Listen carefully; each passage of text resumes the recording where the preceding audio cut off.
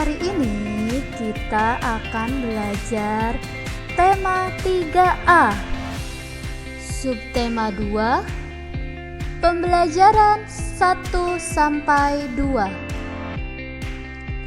Tujuan pembelajaran kita hari ini, yang pertama, siswa mampu membedakan antara pertumbuhan dan perkembangan. Yang kedua, siswa kalimat pertanyaan wawancara tentang pertumbuhan dan perkembangan diri. Yang ketiga, siswa mampu menghitung hasil penjumlahan tanpa teknik menyimpan dan dengan teknik menyimpan. Yang keempat, siswa mampu cara menghargai perbedaan. Materi 1, Bahasa Indonesia, pertumbuhan dan perkembangan manusia. Amati. Perhatikan gambar Hamzah di bawah ini. Apakah kamu dapat menemukan perubahan yang dialami Hamzah? Iya, pasti kalian dapat menemukannya kan? Perubahan apa saja yang dialami Hamzah dari sejak bayi sampai saat ini? Benar, bertambah tinggi, bertambah. Apakah kalian tahu perbedaan antara pertumbuhan dan perkembangan? Yuk kita cari tahu. Pertumbuhan adalah bertambahnya ukuran berat badan dan tinggi badan. Contohnya, ketika dilahirkan, bayi berukuran kecil dengan berat badan yang ringan. Kemudian, bayi akan mengalami pertumbuhan sehingga berat badan dan tingginya ya. Coba tuh simak gambarnya dari bayi, terus dia jadi tak ya anak-anak, lama-lama menjadi dewasa. Sekarang kalau perkembangan apa ya? Perkembangan adalah bertambahnya kemampuan emosi dan pikiran menuju dewasa. Contohnya, ketika baru lahir, bayi hanya bisa menangis. Seiring bertambahnya usia, kemampuannya juga semakin bertambah. Misalnya, pada umur 1 tahun, ia sudah bisa merangkak dan mulai belajar berjalan. Ya. Faktor yang mempengaruhi pertumbuhan dan perkembangan apa aja ya? Yang pertama, makanan bergizi. Yang kedua, keturunan orang tua. Yang ketiga, waktu istirahat. Yang keempat, olahraga. Dan yang kelima, rekreasi. Ya, itu faktor yang mempengaruhi pertumbuhan dan perkembangan seseorang. Selanjutnya kita akan belajar kata tanya. Ya, ada adik Simbabe. Apa ya adik Simbabe? A. Apa? Berfungsi untuk menanyakan sesuatu, baik berupa keadaan atau perbuatan yang berkaitan dengan isi atau inti bahasan. Di mana? Berfungsi untuk menanyakan tempat suatu peristiwa berlangsung. Kapan? Berfungsi untuk menanyakan waktu peristiwa terjadi suatu keadaan. Siapa? Berfungsi untuk menanyakan orang atau pihak yang terkait. Mengapa? Berfungsi sebagai penanya alasan atau sebab suatu peristiwa terjadi. Bagaimana? berfungsi untuk menanyakan cara atau proses sebuah peristiwa berlangsung. B. Berapa?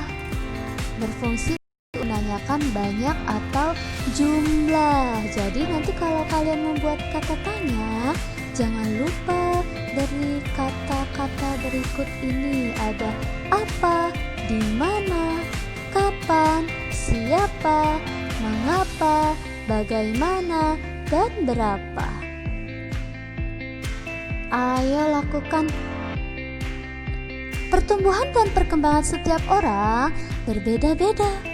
Kamu dapat mengetahui pertumbuhan dan perkembanganmu dari foto atau bertanya kepada orang tua.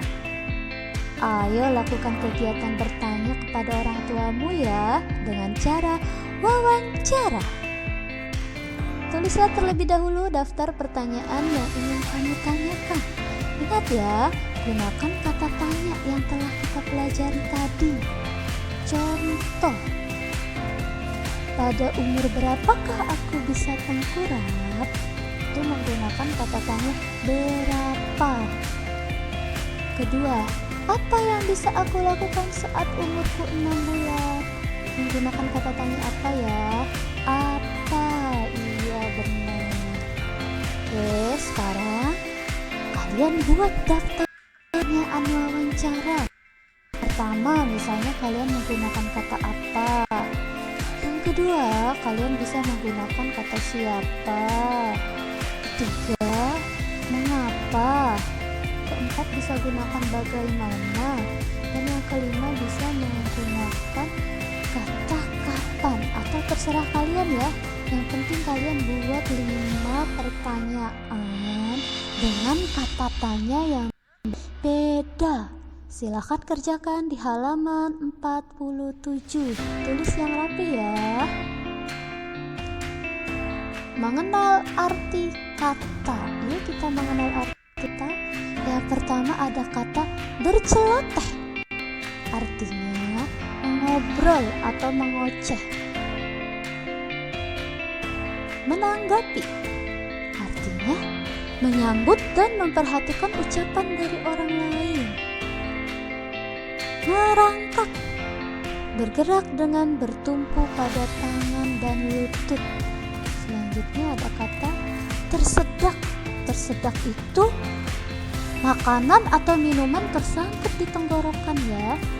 Dan yang terakhir ada tengkurap. Tengkurap itu posisi berbaring dengan bagian perut di bawah. Biasa dilakukan oleh bayi ya. Selanjutnya kita masuk ke materi 2. Matematika.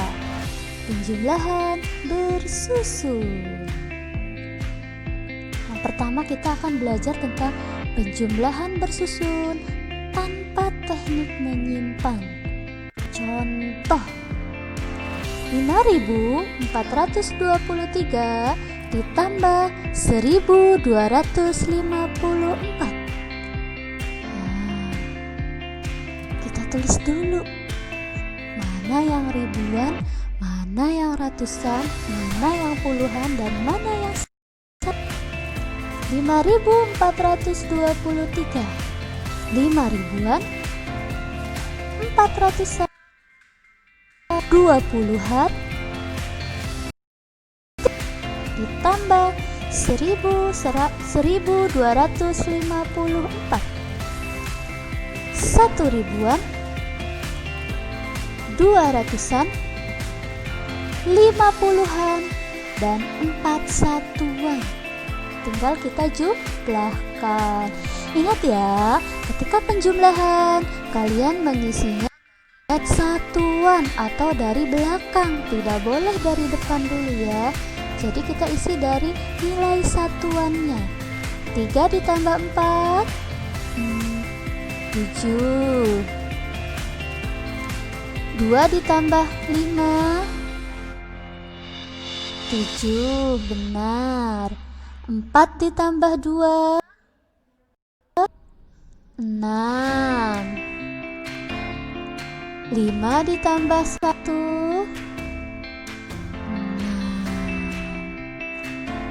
Oke, jadi 5 423 ditambah 1254 sama dengan 6677. Oke, sudah paham ya? Jadi tidak ada angka yang disimpan ya. Nah, semuanya di bawah puluhan ya. Selanjutnya kita akan belajar tentang penjumlahan bersusun dengan teknik menyimpan. Perhatikan contoh berikut ini. 1473 ditambah 256. Seperti tadi ya, kita tulis dulu mana yang ribuan, ratusan, mana yang puluhan, dan mana yang satuan. 3 ribuan, 4 ratusan, 7 puluhan, 3 satuan ditambah 3256, 3 ribuan, 200-an, 5 dan 6 satuan. Sekarang kita jumlahkan. Ingat ya, dari belakang ya, menjumlahkannya dari nilai satuan. 3 ditambah 6 sama dengan 9. 7 ditambah 3 sama dengan 12. Nah, 12, apakah kita langsung menulis angka 12? Tidak, tapi kita tulis satuan dari angka 12, yaitu 2. Lalu satunya disimpan di mana, Bu? Diletakkan di mana? Kita letakkan angka 1 di nilai tempat yang ada di depannya, yaitu kita letakkan di ratusan ya. Jadi 1 ditambah 4 ditambah 2 sama dengan 7. 3 ditambah 3 sama dengan 6. Jadi 3473 ditambah 3256 sama dengan 6729 ya. Jadi ada yang kita simpan tadi.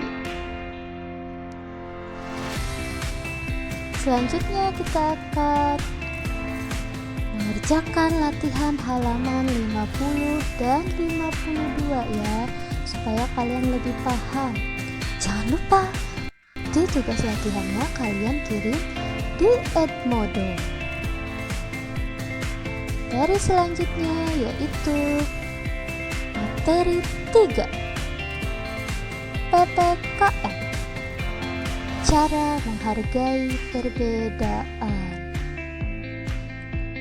Pertama kita akan membahas tentang sikap saling menghargai.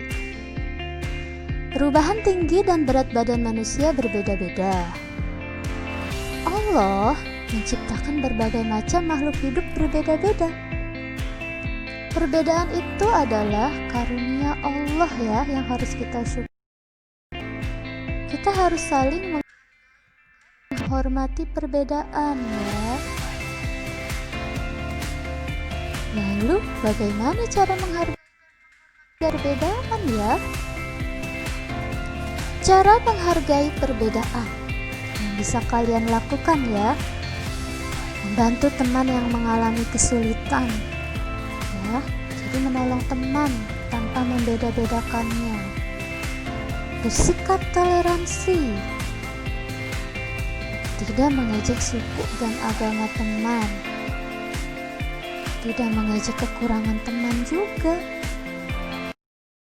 Berteman dengan siapa saja dan menghargai pendapat teman. Itu cara menghargai teman-teman kalian ya.